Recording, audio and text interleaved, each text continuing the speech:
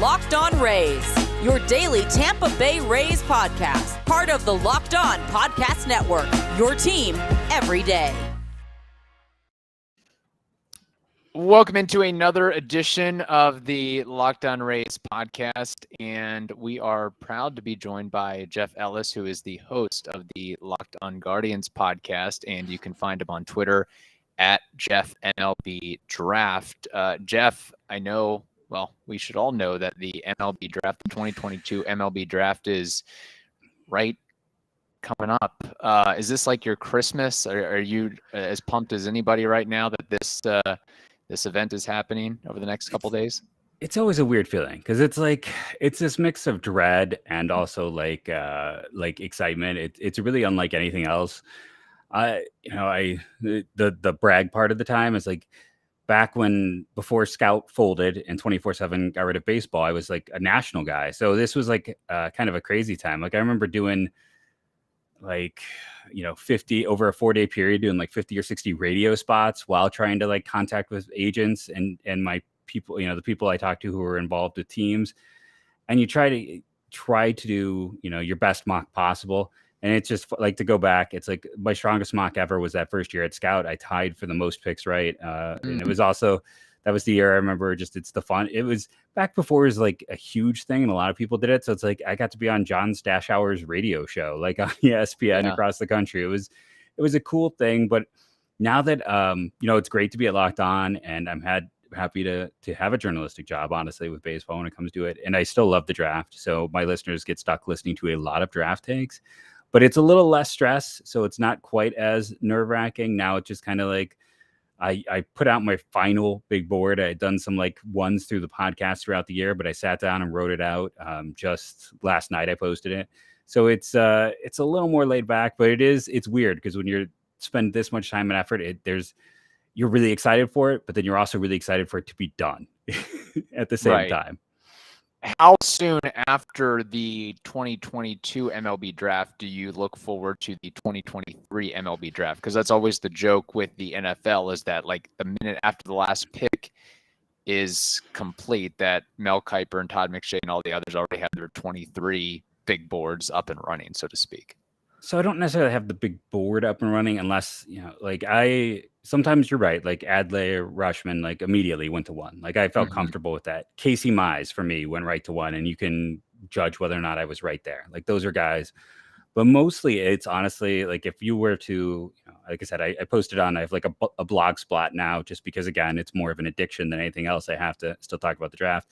If you were to look at like the raw one that I wrote in a Google Doc, it's like at the bottom is just names.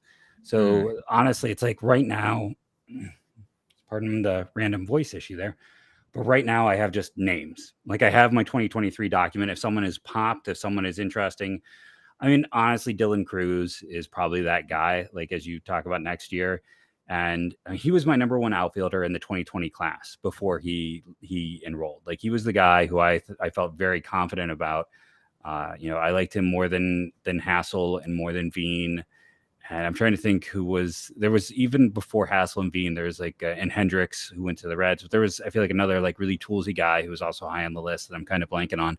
But like, I thought it was Cruz, and he's just done everything to prove it. So pardon me, you kind of put together that list, but like the thing that always gets overblown is the high school kids. Like that's because people start throwing out like like Elijah Green in this year's class, very good player. Don't get me wrong. Very good player.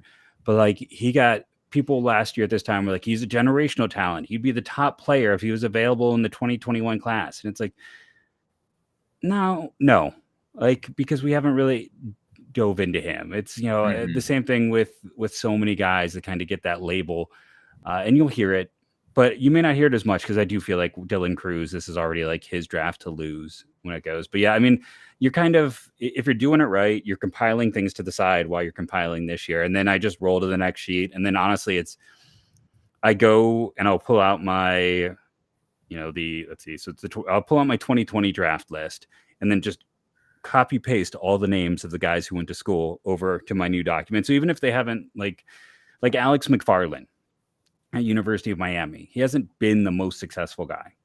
in this year's class. He's still on my list because he was on my list out of high school. So I track guys. And then there's, like there are those guys like, this gets so in the weeds, but like I always talk about Zach Shannon. He was an Ohio kid.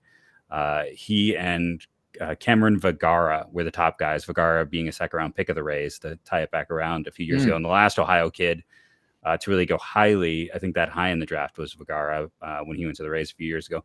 But Shannon ended up being like a 5th-year draft pick out of the Rangers. But like I was just always pulling him off, to the next list, to the next list, to the next list, because he was good enough out of high school to kind of get your attention. And then he took a circuitous route because he went to a JUCO rank. So he immediately became draft eligible the next year. So you have those guys you're kind of tracking for 5-6 years. And sometimes they'll still go and pull up like the Baseball Reference on someone and be like, what happened? And start tracking backwards. So again, for me, it's less of a hobby, more of an addiction. So yeah, I mean, I have those lists, but I have those lists because I love tracking the minutia.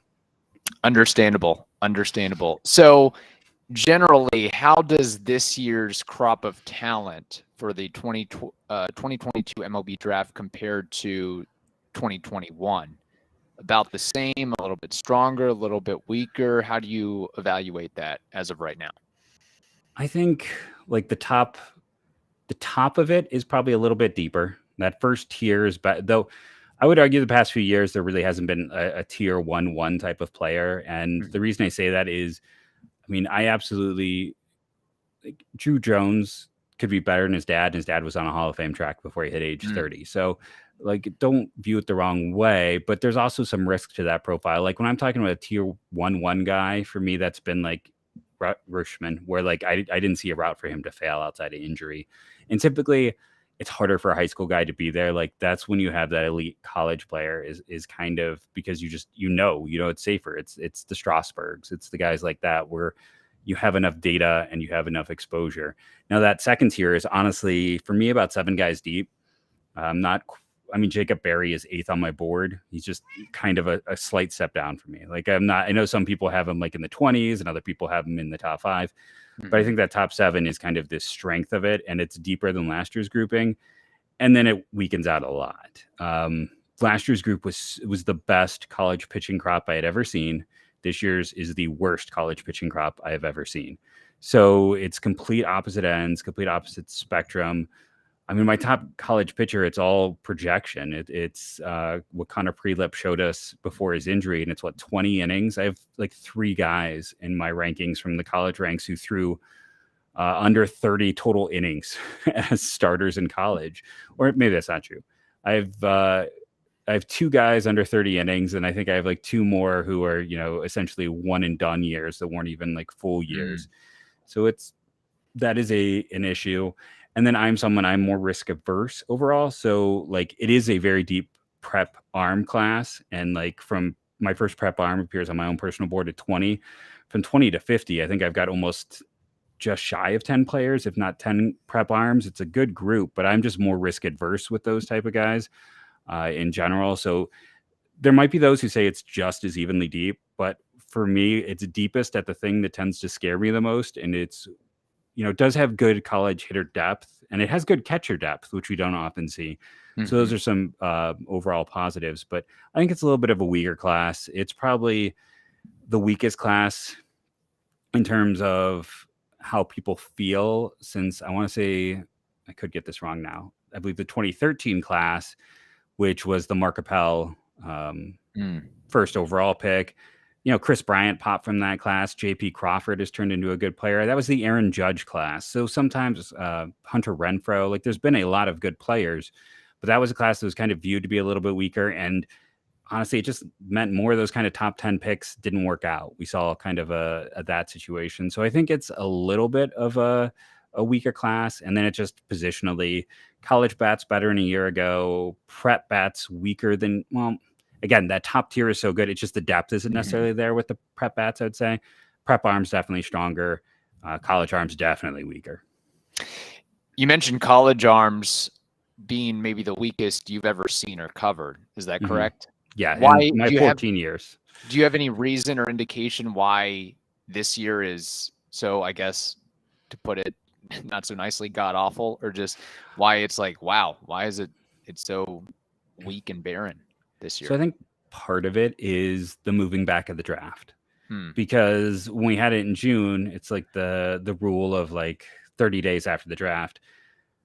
So many players, have summer birthdays, and like that summer birthday is such a, my birthday was this week. Like I was one of those people. Like my parents waited, so I was always the old kid because I was 6 the whole. I started school as opposed to 5, and by moving it back a bit, like we've opened up all of those birthdays where there was all of those decisions, like specifically, like these are the age ranges, the months where those kids, it leans on the fence. Like, would they be draft eligible? Would they not be draft eligible in 2 years? So a lot of guys were draft eligible last year who may not have been draft eligible when it was back at a June date. So I think shifting the draft has led to an increase in sophomore draft eligibles, which, has led to less of them being there. Which means then you have less juniors. And I think we're seeing some of that, and we'll continue to see that. I mean, the draft is even later this year. So you have guys that absolutely would have never been available as draft eligible sophomores that 100% are now, who are going to go. I mean, I've never had so many sophomore draft eligibles, and it's just, I mean, it's logic, right? Later draft means later, more birthdays are there. So I think it's partially that. You would go back to, the 2019 class was also one of the last like really long draft classes. And it was also one of those where you could go, like, I remember Jim Callis talking about the ability to go a little bit more, like teams could go up to like 120,000, and players seem more willing to take that on that day 3 round.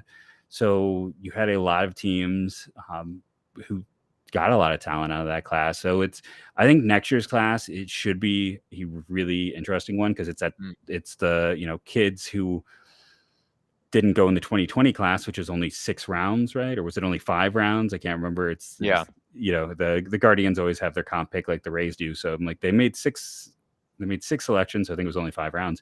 So that's going to be the interesting one. But I think a lot of it is honestly just that shift. As far as that shift in moving the draft to cross over with All-Star Game festivities, and I believe being in LA as opposed to the draft being in, say, early June, do you think that's a smart move on the whole for baseball going forward, to try to put more of the spotlight on the draft when and where they can? I think so, because people love drafts. Like, it's just the truth of the matter. It doesn't. I know everyone's like, it's the baseball draft. They're years away. It gets eyes. Like, this is when I got that job at Scout, I was actually replacing Kylie McDaniel there.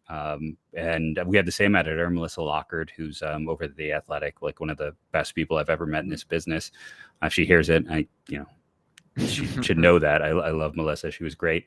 But like, it was not a huge group. I worked for Chris Crawford for like 2 years before that at his site, who was one of Keith's disciples, along with Eric Longenhagen. My good buddy Taylor Blake Ward, he used to be part of the Locked On Network. And I were carved out. I remember like Hudson Belansky, who's now a scout with Arizona. Like, when he was doing it, he was the best in the industry. Like, there was no doubt in my mind. Like, my favorite guy now is Brian Sikowski over at Perfect Game. It's not a knock on Carlos or anyone else. Like, Carlos is the nicest dude. But like, you always have your favorite. And for me, it's Brian. Like Hudson, everyone agreed. He was just, and I remember like he did a thank you to like 5 people. And it was like, his competition, as he called it. And he talked about Kylie, and he talked about Taylor, and he talked about Keith, and he talked about me and Taylor, and maybe 2 other guys. There was, at that point in time, like 7 people covering it. There is so many more now. There are so many people who are much smarter than me, who are really able to even understand the data that I'm just learning about now, that are so far ahead of the curve. So the interest is growing just in terms of people covering it. So I think it's smart to move it. Selfishly, like, part of me loved having it. I'm a teacher, so like it was always kind of nice. Like, okay, school year's done. At least when I taught in Ohio. Now, since I'm in Wisconsin, it would have like almost overlapped. So it is good they've moved it now in that regard. But it's always nice to just kind of be done over and through. But it's also better for the players. I remember Ryan Rolson sitting there pitching in the College World Series, like in the middle of a game while the draft is going on, and like, how is he supposed to focus? Like, getting drafted while you're pitching. Yeah. For teams, it's nice that we can go out and see what guys are doing in the Cape Cod League. Carson Wisenhunt hasn't pitched all year because of the suspension. He's not pitching great in the Cape Cod, but you at least get to see him. And then his overall, like, his performance is bad, but what he's showing makes you feel good. One of my favorite sleepers is absolutely destroying the Cape Cod League right now. So it's it gets more exposure, it gets more time. And for like, if you draft a pitcher, you're going to shut them down anyways. Like they're not going to pitch. For a college kid, for a high school kid, you might get a few innings. You're not losing that much internal coaching, but you're getting more opportunities to look. And for the players, they get to, they get some time to think too, because the baseball draft is weird. It has the pool system. And at first I thought I'd hate it, but like, it's kind of an interesting, wiggle of trying to figure out your pools and giving a kid a few weeks after the season's done to figure out and correlate, like, because they're getting offers. Everyone knows what a player wants when you draft them for the most part. There are the exceptions, like what happened to Jude Fabian a year ago. But for a player, you can also just take that second and kind of look at everything, be like, okay, this is about what the market appears to be. This is what I'm going to ask for. And this is what I'm going to accept. So I think it's better for all sides. And I wish they'd continue to press it more. And I wish we got better people. Like, this is going to get me in trouble. I don't love having like Harold Reynolds out there who doesn't know these players, who talks about like, you can go watch the Hunter Dozier clip. Like that's the infamous one where he comps him to, I can't even remember, but it's like Harold Reynolds is whatever. If you love him, you love him. If you don't, he's not your thing, but he doesn't know the draft. Yeah. Dan O'Dowd was a former GM. He worked for the Guardians. He was Colorado. His takes are sometimes ones that, at least he's got, some strong ones. I think I would love to see more of Carlos Collazo. And I think, John Manuel is now, I believe, with the Twins. He's not there anymore. But like, I'd like to see those people who actually like focus on this, kind of get the focus. I'd love to see you got Callis and Mayo, who are like two of the OGs when it comes to the draft. I have met them both. Two of the best individuals I've ever met too. Like just very open and willing to share their time and their knowledge, and put those two front and center the whole time. Like let those guys go. I would love to see them understand, like, you have guys that are like your Kuiper and your McShay. Let's focus on the guys who this is their job. They love it. They do it. And again, I know it might be controversial that like I'm bad talking others, but for others, I think it's just not their focus. And it seems silly that we have someone focus on the draft when it's not their focus.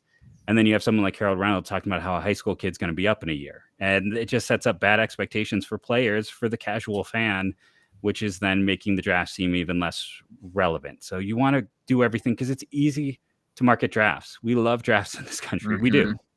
Yeah, absolutely. And another point on that, another big change for the draft is the contraction from 40 rounds to 20 rounds. And well, that happened last year, right? Wasn't that the first year outside of 2020, which was just a wacky year with the 5 rounds only? But just kind of looking back and having some data now, what's your take on basically MLB cutting the draft in half going forward? So I'm old enough that when I started covering this is my 14th draft. There was 50 rounds. And back in the day, before the scout gig, I got the scout gig because Scout brought in Indians Baseball Insider that I wrote for. And they're like, hey, you have a draft guy. We need a draft guy. And they brought me in. So I was very lucky at the time and very thankful for that opportunity.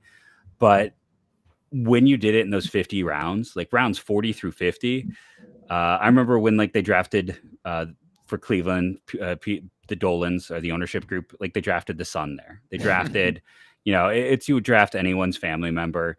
Now the Guardians were also kind of infamous, like it would have been like 2017 in those late rounds. Like they drafted Austin Martin, Asa Lacy. They drafted like 5 guys who ended up going in the top 10 3 years later. And people would always get mad, but it's like, you can't talk to Asa Lacy until you draft him. And then you can get to know him. You can put down some roots. You can like discuss with a player, and you can kind of do pre-drafting for down the road. Right. So there was a reason why they did that. Honestly, nobody signed all 40 picks. The only time that has ever happened is like when I am playing in an OOTP simulation league, you or me. No one has ever signed all. I think the Angels came close one year. I think they signed like 39 of 40. And the one they didn't sign was DePoto's son, I want to say. And it was like he had, he might have even been fired mid-season and that affected it. But it never happened. So it didn't make sense to go 40. Now, teams would often get up to like 25, 30. So I still think like 25 would have been a little bit nicer. But I get it. There were so many teams that were just, I can recall there's the stories about like drafting John Wayne and things like that. But I mean, in my coverage of this thing, like the Padres drafted Johnny Manziel. That gets forgotten, but like that did occur. The other side of that coin is we talked about drafting for favors. Mike Piazza was a 62nd round draft pick because Tommy Lasorda was his godfather. So sometimes it worked out, but yeah, I think it's a good change. And as someone who used to write up every single Cleveland Guardians draft pick, let me tell you, I appreciated the drop from 50 to 40. And if I was still doing that, I would appreciate that drop to 20 even more, because it just took you so long to sit there and pull up all the data on each of those players. I can imagine. Of course, this is a Tampa Bay Rays podcast, so I want to get your perspective on the direction that you think the Rays may go with their top pick. Any names that you're looking at, or a guy that you've honed in on that you think could be a good fit for the Rays franchise? So the Rays do it just about as well as anyone. It's like really between them and the Dodgers. And I feel like, I could be wrong, I'm just pulling up my draft finder to confirm this, that the Rays are definitely upside swings in recent drafts, that they've gone for velocity a lot of times as well. And I've talked about, on the Guardians podcast, like the Guardians, what they do best is adding velocity. I feel like the Rays do such a good job of refinement. Like the Guardians do better about finding another gear. The Rays refine like nobody else. Shane McClanahan was one of those guys that I thought he was drafted in the right range because I didn't know if he'd ever have the control to really be what he has become. But again, it's just what the Rays do so well. And like I said, I think when you're looking in that range in this class, it's just, that's right. Carson Williams a year ago, I couldn't remember. Outside of that 2020 year where it was weird because of the short draft where they went with the college player, they have been kind of more prep. And we do know there's a lot of arms at that point in the draft. There should be prep arms galore. Very interesting ones. If they're willing to kind of do what they did with like Nick Bitsko, where they put a lot into that. It's like, pick your flavor. For me, like a player in that range I'm really high on that I don't know. I could see Tampa, because Tampa is Owen Murphy. People aren't necessarily as high on him because he's a 6'1" right-hander, but like he's one of those two-way athletes. Like as a third baseman, he would have been a day 3 pick. 3 good pitches, easy velocity. If he is 6'3", we'd probably be talking about him as the number 2 guy in this class, maybe number 1. Like he's just one of those undersized types. Makes me think of like Seth Johnson, who was an undersized righty. If they want to go college, maybe they go back to Campbell. Like Thomas Harrington is interesting from the perspective that like here's a kid who walked onto Campbell. It wasn't really a full-time pitcher until his junior year. Lost his senior year due to COVID. Draft eligible sophomore, just hasn't had reps. And he's pitched really well this year, but he's almost a blank slate. And a guy I would love to see them kind of gamble with, maybe not necessarily in round 1, but we talked about like they're really good at refinement. They're really good with velocity. Reggie Crawford might be the most interesting player in this entire draft class. He threw 4 innings with Team USA, threw like 8 innings at Connecticut. Like, we're talking less than 20 total innings. He was hitting triple digits last year with Team USA. He's barely pitched. Like he's got a slider that, is workable, and there's not really a third pitch. He was a first baseman, mostly a power hitting first baseman for Connecticut until he got this chance. And then unfortunately he had Tommy John surgery. So we didn't really, but like he was a legit top 10 talent in this class if he could go out and show that he could be a starter. So if you can get someone like him, and if I'm his agent, if Tampa's offering me a decent amount of money, like that's where I'd want him to go, right? Like you want to go to a program that's good at development. You want to go to like that. I mean, I don't know, I could be wrong. When I think of the tier of like developing, it's Tampa, it's LA, it's Milwaukee, it's Cleveland, it's Houston. Like those are the places. Like if I am his agent and if I'm him, I want to go to one of those spots. I want to go to the places because he is raw. He's almost 22, and we're talking about a guy who's got less than 20 innings in his entire college career, but he would be just a fascinating, like he is that athletic, high velocity guy that Tampa does really well with. And he's just a complete lump of clay because he hasn't had those chances. So he's not a first rounder, but I think in that first round, it could be like Noah Schultz. He might be too pricey, but like, he's big. J.R. Ritchie is another one of those like college righty types. Maybe Brandon Barea. He would definitely fit the Rays approach. I think, for a team that has drafted prep arms, prep talent makes another high school pitcher makes a lot of sense right there. Do you see any scenario where the Rays would draft Justin Crawford, the son of Carl Crawford? I just don't see a pathway to him getting to them, if I'm honest. Like, he's got a lot of people who really like him, and the top of this prep class is awesome. You know, you've got I don't want to say it wrong, the big four, right? Yeah, you got your big four with Halliday, Green. Sorry, I'm trying to get myself on camera here. Halliday, Green, Drew Jones, and Tamar Johnson. And then you have your next grouping of like Jet Williams, Crawford, and Cole Young. And then it's a lot of like eye of the beholder types. Like, I mean, I have Mickey Romero kind of higher than some because I think he can play shortstop, and I always place a high value on that. The other guy, honestly, to consider there, like, I don't think they get to Carl Crawford, but like if you want a Rays type of guy, it might be Eric Brown, the Coastal Carolina shortstop, who he's going to go later, and he probably should because he's got a weird swing. He's got a lot of moving parts.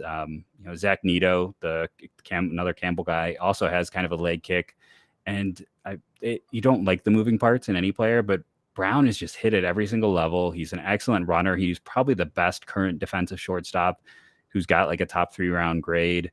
And the Rays don't, they allow themselves to draft weirdness. They're not kind of a team that would get scared off by a perceived issue. So if they're going to go bat, he might make sense in that range because they also do like up the middle athletes. But yeah, it's hard to see a pathway for Crawford falling just because the prep bat class has kind of like bins, he's firmly in that second bin.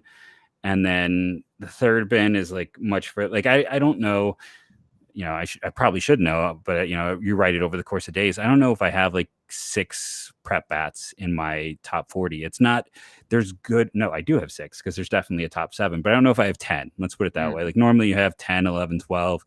I feel like this is a group, once you get past that first 4 and the next 3, it definitely, okay. So yeah, Romero, Tucker Tillman, that's kind of like that next grouping of guys, but yeah, it kind of definitely evens out. And no, I've got 9 guys instead of 10, and I did a top 52. So it's normally it's closer to like 15. It's normally almost like a third of it is prep bats. So unfortunately, no. Okay, understood. You mentioned a big 4, so to speak, of Holiday, Green, Jones, and Johnson. Is there a guy in that group you think is who are you most confident in will go number 1, or is it a pitcher or somebody else? I think, even if you go back to Adlay's year, like we had so many rumors they weren't going to take him, and he was the cleanest prospect maybe in my 14 years of doing this. It's just, there was no the worst thing you could say about him was, catchers are almost as risky as pitchers. Like that was literally it. He did everything else so well, and they were tempted. And when they have gone I liked Jurstad. That has not worked out for them, but they went they're not even grabbing the guy. They're not going for top tier guys. They're going for almost like guys who are a whole tier lower, and they've done that so consistently. When I did on my own personal account, because again, it's an illness and I can't stop myself. Last week I did like a mock. I did a 40 pick mock so I could get the Dodgers in as well. And I just put my son down for a nap, and then I came down and did a YouTube video. I had him going Cam Collier, and part of me still wants to stick with that there just because I think he's going to offer savings for a team that digs like age relative models.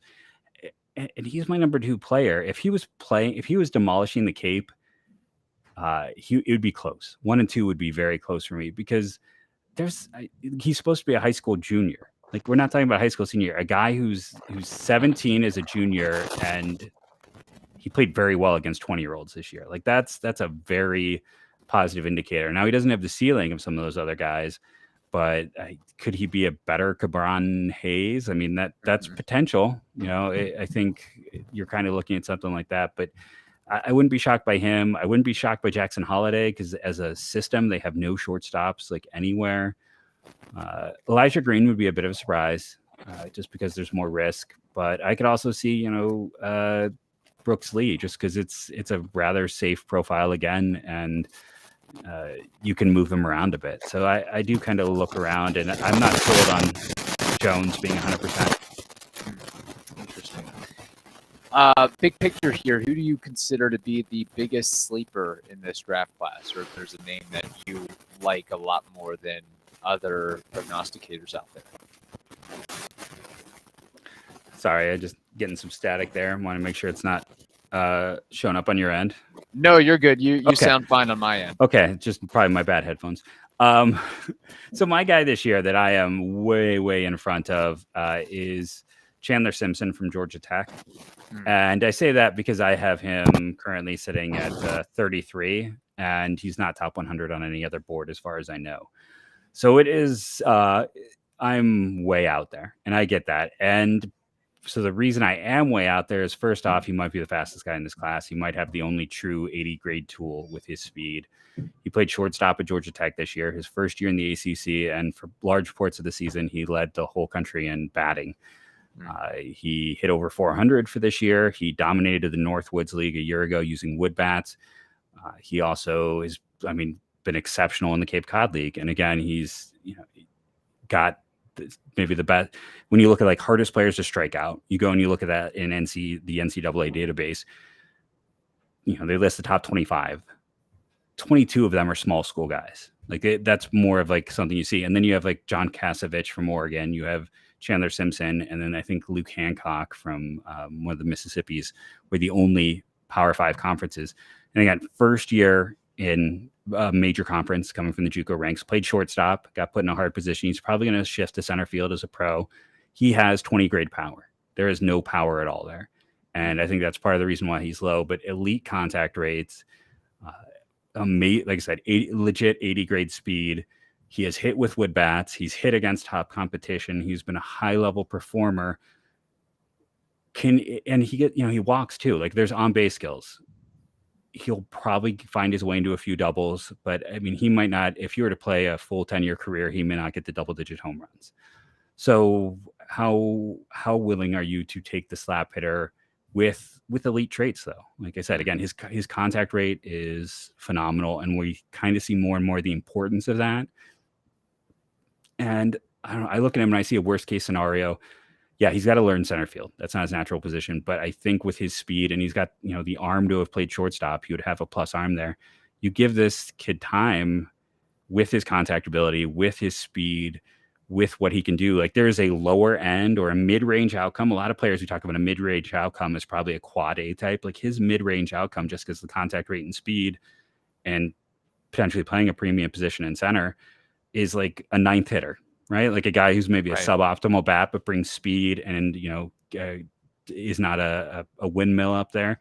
Like there's value in that. So yeah, I understand. Like the absolute lack of power is what's pushing him down, but I don't get why he's not at least a little bit higher. Like why he's not in the 90s or 80s for other people. Maybe there's something I don't know, something I'm missing, but he played in the second best conference, was one of the best players in that conference in his first year in major conference baseball, has hit with wood in multiple settings, and has, like I said, one of just physical tool wise, something that stands out above everyone else. So I put him at 33 because I really value contact skills, and I value the fact that I see a very easy path.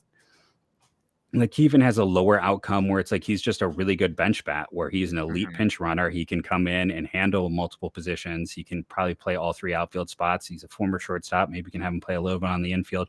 Like as a 25th man guy on your roster, like he presents high level value for that. Now, maybe that's not what you want in the first round, but that's still like more, I see like a lower potential outcome, not necessarily the, 90th percentile outcomes where he's just a demon at the top of your lineup.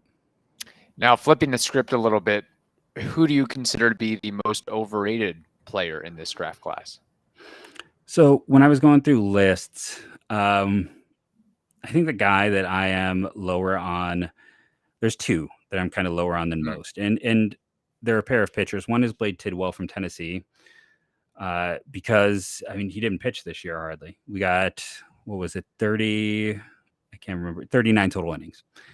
And yeah, he throws really hard. He looked really good, but he missed a good chunk of the year with a significant arm injury, and then we didn't hear anything more about it. And then he came back and pitched anyways, which makes me concerned. How healthy is he? Yeah. He, there's some room to compare him to Garrett Crochet, and yes, the White Sox rushed Crochet to the big leagues, but I don't think the best asset management is spending a high first round pick on a reliever too. So it's like, can someone like Garrett Crochet transition back? We'll see. Tennessee, its developmental profile, some of their big guys, it's been a little bit fraught as well. That's not a program that's necessarily had a ton of consistent success. And then Cooper Jerpe from Oregon State. I don't believe in unicorns. It just, I talked about it on the Guardians podcast. Like Tristan McKenzie was always a guy I was lower on because literally you use the Baseball Reference finder. There's been no pitcher with his size and weight ratio. It doesn't exist.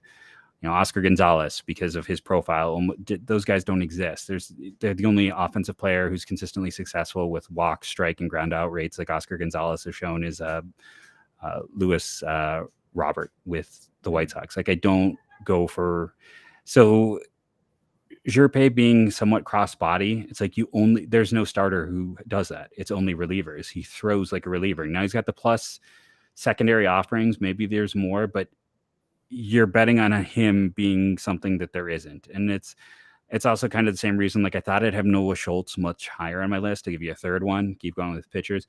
He's a really good, really interesting pitcher, but he's 6'9", and once pitchers go past 6'7", even at 6'7", it's like the mechanical errors, the injury risk, everything is so much more fraught. And again, I don't believe in unicorns. So if you are a guy who's going to have to go against the majority of historical data, I'm going to be lower on you. And it's not any knock on either of these three guys, but I'm just looking at, a guy who hasn't been healthy, a guy who's got unconventional mechanics, and a guy who's just really big.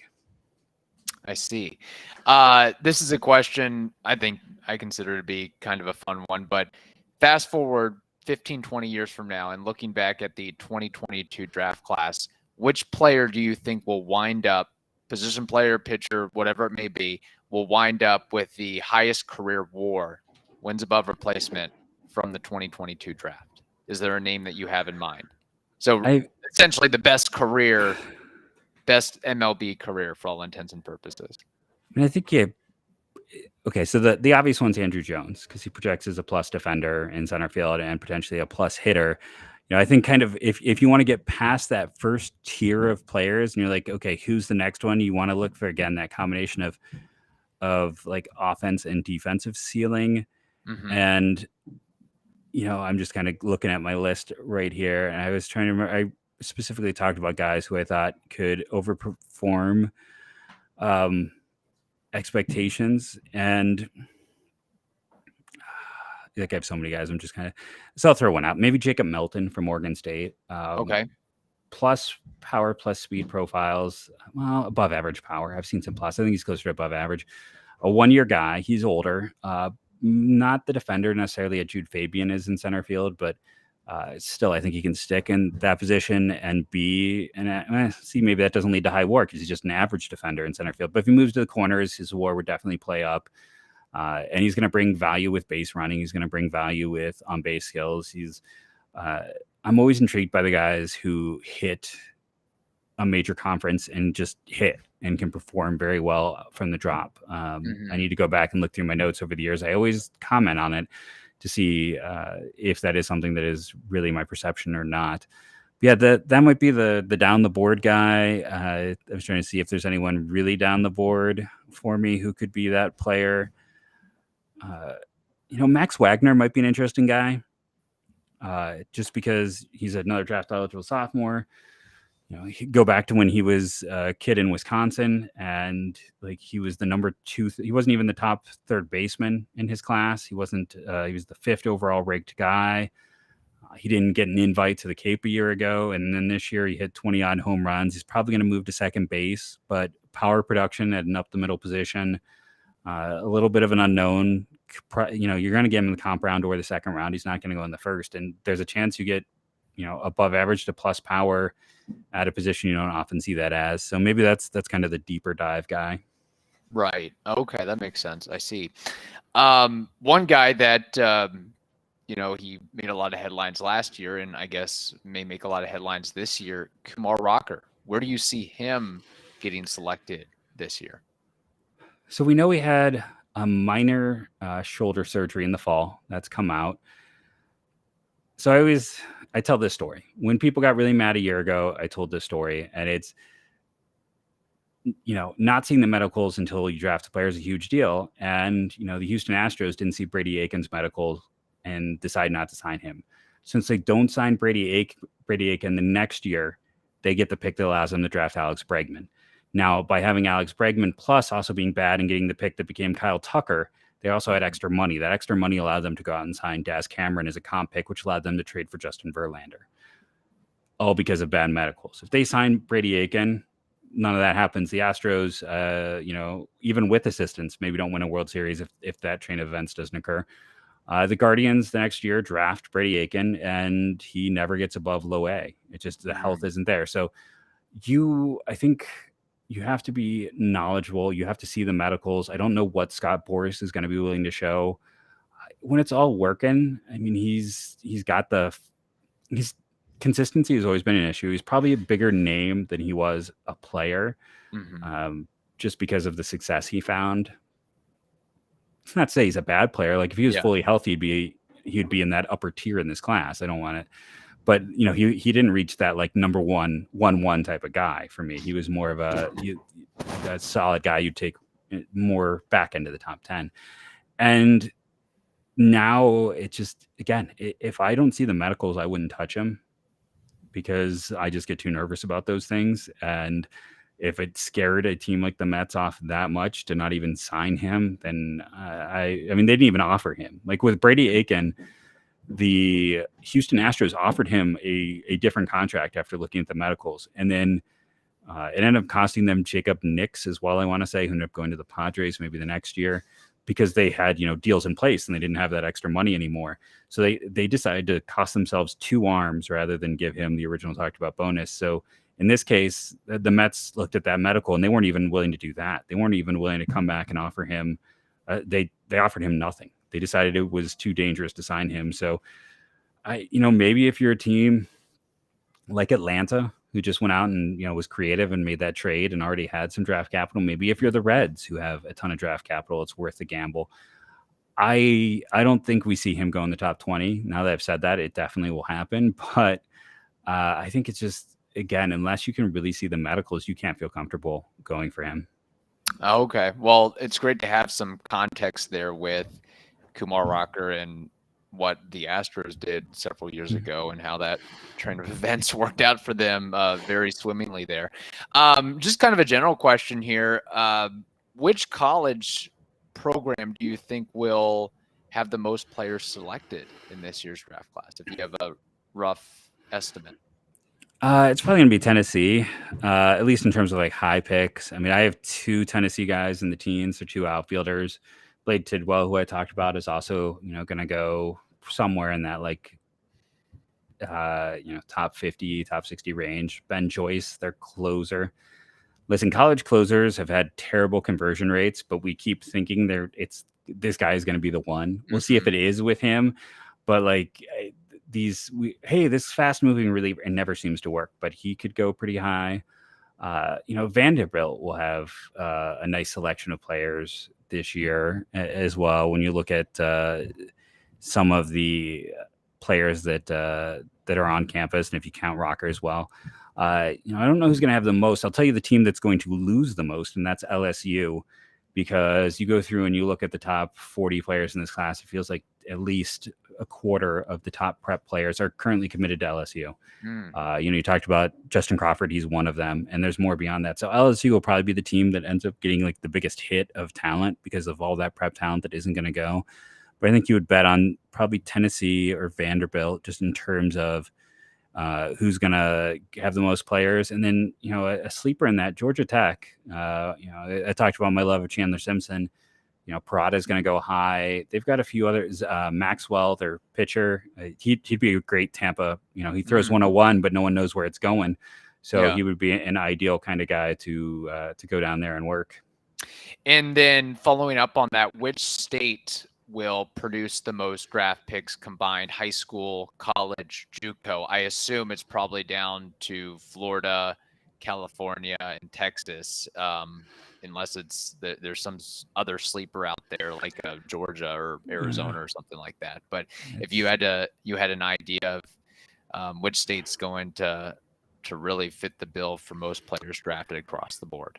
It's not Alaska. We can always knock that one out. You never get. I mean, but I think Georgia is always a sleeper. It's just that Georgia Tech is a fine program, but like the University of Georgia is always kind of a little bit disappointing, like in terms of their draft production. Florida and California are definitely kind of the prep kings, and I think I lean into Florida just because of college production. University of Florida hasn't been as strong as in recent years, if we're being honest. It was almost comical a year ago. Like the Guardians drafted 3 Florida arms, just clearly putting that whole program on notice. Like, hey, yeah, none of these guys improved in 3 years. We think we can do it. Like they just targeted that program and said, we think we can fix what you can't do. It was a complete I saw someone being like, they must really like that program. I'm like, no, I think it's the opposite. Because you look at the rest of that Guardians draft, like multiple pitchers from that staff within 6 months added 3 to 7 miles an hour to their pitches. So they definitely target guys that they think they can find more of. But I think, Florida State isn't the strongest, but some of those smaller schools in Florida always have a few decent players. And, California, you go through there, it's like UCLA, USC aren't as strong. Cal is going to have a guy go high. So maybe it does.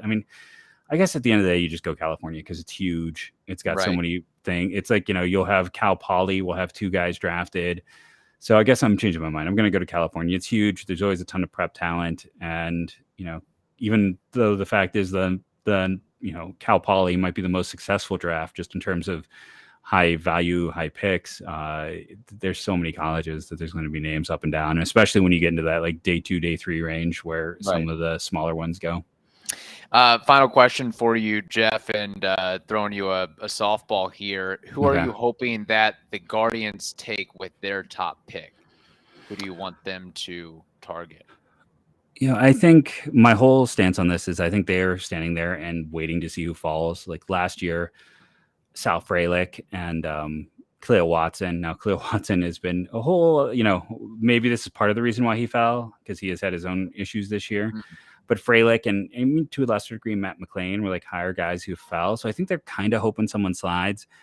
And I think when I look at players, the 2 guys in my top 10 who could conceivably be there for the Guardians are Jet Williams. He is just barely a tier down from those elite prep players in this class, in my opinion. And he's 5'8". Like, let's just put it out there. He is 5'8". That is why he is not getting talked about in that group. He's, the hits, I don't mean this as a pun, but it almost came out as a pun. He's like a mini Tamar Johnson. And I don't mean like size wise. I just meant like he's not quite that good of a hitter. He's just kind of a little bit down. I guess, maybe more traditional parlance is a poor man's Tamar Johnson because Tamar Johnson's such an unreal hitter. But like, there's a lot of similarities between those 2 hitters in my mind. And then, Jace Jung, he's got a weird swing. That always hurts people. He had a down year for power production from a year ago, and that's going to be something. And no one is really sure what his position is going to be. It's probably not third. Can it maybe be second? Is he going to end up in a corner? But that guy just hits and gets on base. And I'm willing to. And another thing that, I always keep making these things I need to go back and research. But I have a long-standing view in my head that I have not researched, so it could be complete BS, that younger brothers end up outperforming big brothers. So, I think about the Youngs, I think about the Uptons, I think about maybe not the Weekses, but going through, that's one of those things that comes to my mind. In recent years, I always feel like the younger brother ends up outperforming. So I think those are the ones that I would like to see there. I don't know. We'll have to see. Part of me, I get to change it. I would love to see them. It would be weird. I would love to see them draft Chandler Simpson there just to validate me. Now, I know everyone out there is like, why would you want them to take a guy? The other thing I always want to point out is that when you go under slot, it is the equivalent of trading down. You are saving that money for later to try to draft someone to get them to have a big money. So if for instance, if the Guardians, like a real guy they could take there is Drew Gilbert, who might be cheaper, and then you save that extra money to go get what the Pirates did a year ago. It's your way of manipulating it. So my wild card one would be Chandler Simpson, because then I would just look really smart. Final question, just following up on all that. You made an interesting comment about the belief or theory that younger brothers outperform the older brothers, older siblings. Do you think that has anything to do with the older brothers going through the process and going through the game and being able to talk about their experiences and leverage what they learned, what they did well, what they didn't do well with their younger brother? And then the younger brother's able to kind of get it, quote unquote, more quickly? Yeah, I mean, undoubtedly. Indubitably. I think it's totally the case. I mean, because we don't, so I mentioned all the big names there, but how about right now? So one of those picks I got right many years ago in my mock was Alek Manoah to Toronto. Mm-hmm. And we know Toronto loves bloodlines more than anyone else. Alek's brother was a Mets draft pick. So his brother wasn't a big name, but his older brother had been through the process, and that had to help Alek on through his process. And look what he's done. And so sometimes you don't even realize that there is that older brother, older sibling, a parent who maybe, like Reed Detmers, his dad, Steve, pitched in the Cardinal system for many years. Like sometimes I think just having that additional knowledge is helpful. And you just get coaching your whole life. It's, Jackson Holiday. It's like, how much of an advantage is it? A, dad is Matt Holliday, but B, granddad coached college baseball for 40 years. Like, did he go to any event and not sit down and play baseball with a family member? Like, it just has to be so ingrained. If you don't burn out, it just has to help. I can just point around baseball. I mean, there's a reason why so many guys with bloodlines get drafted, and it feels like, Toronto was very successful drafting bloodline guys later, and then it turns out that they're more successful sometimes as pros than they were college players. Yeah, and you don't have to look too far outside of Tampa for an example of all that. Preston Tucker and Kyle Tucker. We see the career Kyle Tucker is having compared to Preston Tucker, and the lows as well. Like, I mean, not to say that Nate has not been good, but I think we all think Josh is going to be a lot better. Right. That's the belief out there anyway. Well, Jeff, it was a pleasure. Always a pleasure. Host of Locked On Guardians at Jeff MLB Draft on Twitter. Jeff, is there anything you want to promote? Your website, social media, YouTube page? The floor is yours. If you want to go subscribe to Locked On Guardians, I always tell people you can immediately mute me if you don't actually want to get the updates, but the subscriptions really help any of us. So if you're listening on my end, I'll say to go subscribe to the Locked On Rays one as well. Like I said, if you want to check my stream, I'm going to be dropping draft only content quite a bit throughout this process. Draft night itself, I'm going to hop on with the guys at Future Sox for a bit. I'm going to do about 30 minutes, I think, live with Lindsay from Locked On Prospects. And then I'm just going to do my own solo show. So if you want an alternative, you can go find my Twitter at Jeff MLB Draft. I'm going to be kind of dropping in and out of doing a solo draft show that evening. Maybe I'll have some friends come in. It just comes down to how good I am at tech. And then if you did want to go see my blog, it is not fancy. It is not, I don't have an editor anymore. It is just my thoughts with the help of, Grammarly. So you can go find that at mlbdraftnow.blogspot.com. It's free. It's not fancy, but it's almost 12,000 words on top 51 and then a bonus player to watch, who a year ago was Nico Cavadas, who's putting up some fun numbers for